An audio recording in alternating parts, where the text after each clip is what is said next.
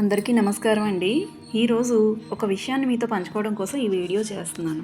అదేంటంటే శంకరుణ్ణి పూజించకూడదు, ఆయన్ని మోయలేము, ఆయన దగ్గర ఏముంది అనే వెర్రి వాళ్ళ కోసం ఈ చిన్న వీడియో చేస్తున్నాను.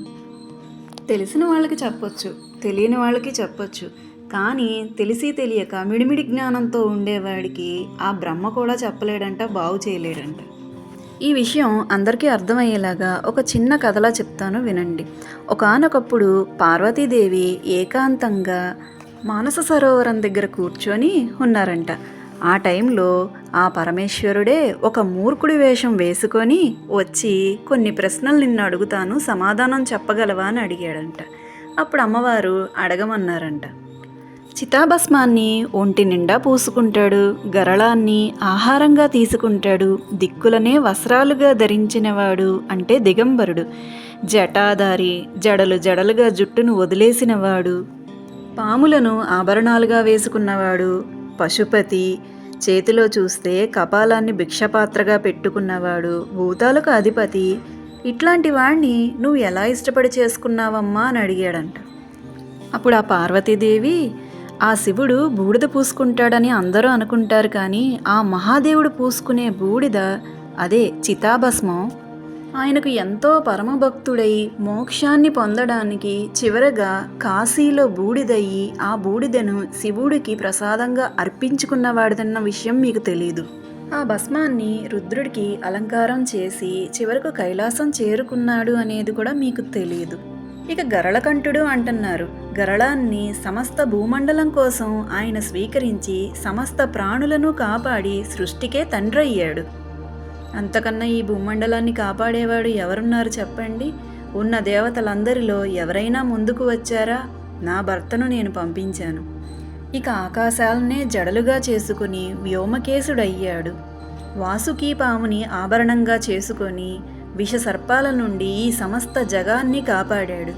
ప్రాణులందరినీ కాపాడి పరిపాలించేవాడు నా శివుడయ్యా.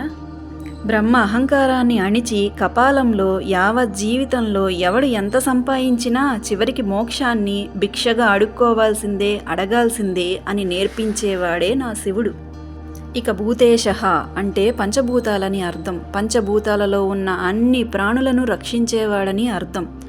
ఇక దిక్కులనే బట్టలుగా ధరించినవాడు అంటే పంచభూతాలు అష్టదిక్కులను బట్టలుగా ధరించగలిగినవాడు అంటే ఎంత శరీరం కలవాడని, అంటే సృష్టి మొత్తం ఆయనే ఉన్నాడని అర్థం. ఇది తెలియని మూర్ఖులకు ఎంత చెప్పినా ఏమి చెప్పినా అర్థమవుతుందా? ఆయన లేని స్థలం ఉందా? ఊపిరి ఉందా? నీరు ఉందా? నిప్పు ఉందా? భూమి ఆకాశం అన్నీ ఆయనే. ఆయన లేని చోటంటూ ఏదో తెలిపి అప్పుడు నాతో మాట్లాడవయ్యా అని అమ్మవారు అన్నారు.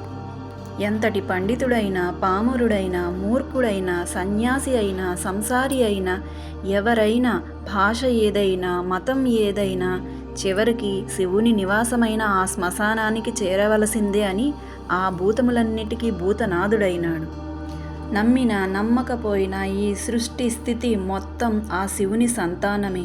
ఆ శివుని లేని చోట ఎక్కడుందో చెప్పి నీవు నిలబడి నువ్వు నాతో మాట్లాడమని అడిగిందంట ఆ పార్వతీదేవి. అంతటి పరమేశ్వరుణ్ణి నా భర్తగా చేసుకోవడం కోసం తపస్సు చేసి మరీ శివుణ్ణి వరుడిగా పొందాను నేను.